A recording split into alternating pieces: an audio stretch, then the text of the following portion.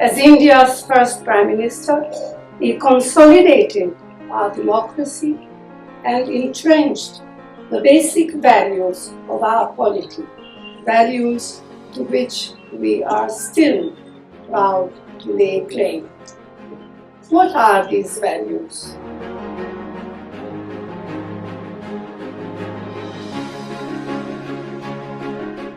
First, democracy. It could not have been taken for granted in 1947 that a country beset by acute poverty and torn apart by partition would become or remain democratic.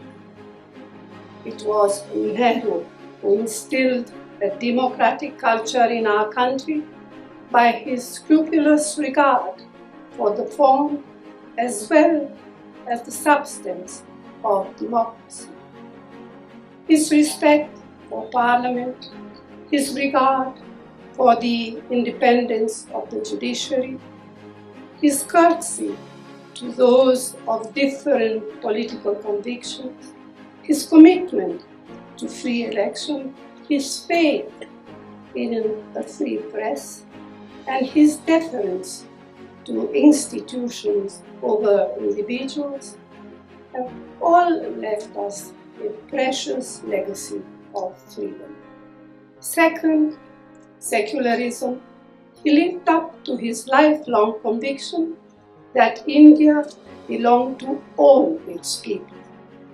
In both policy and personal practice, Nehru stood for an idea of India that embraced every religion, caste, ethnicity, and language.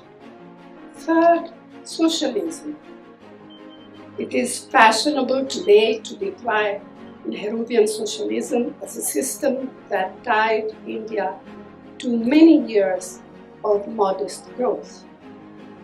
This does not take into account the circumstances of the early years of independence when massive infrastructure needed to be built up and the private sector lacked the ability to invest on a large transformative scale.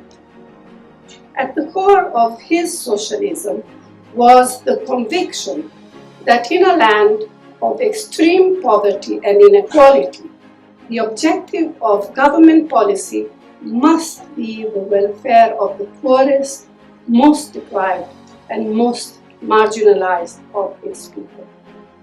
In his day, the best way to attain this goal was by building up structures of public ownership and state control of national resources.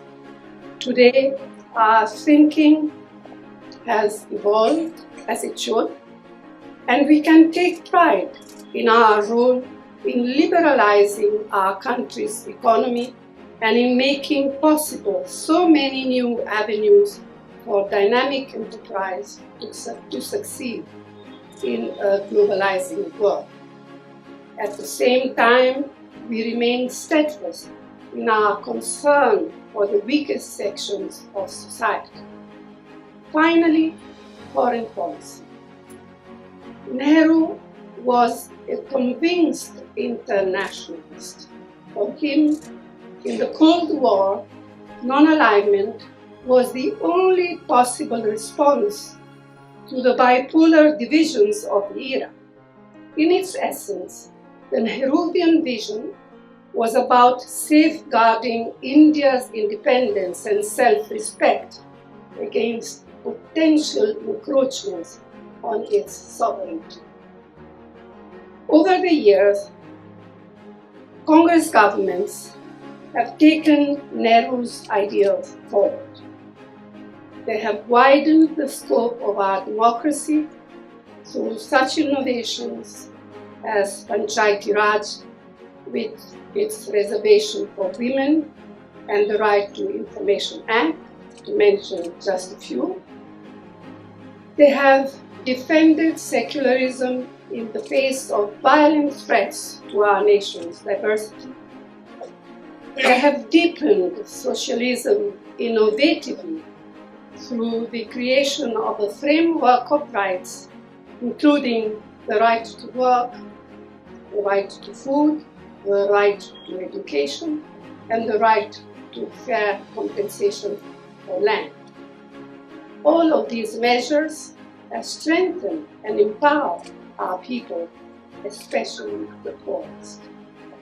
Today, we must honor him by fighting with determination to safeguard our democracy against those who are undermining it.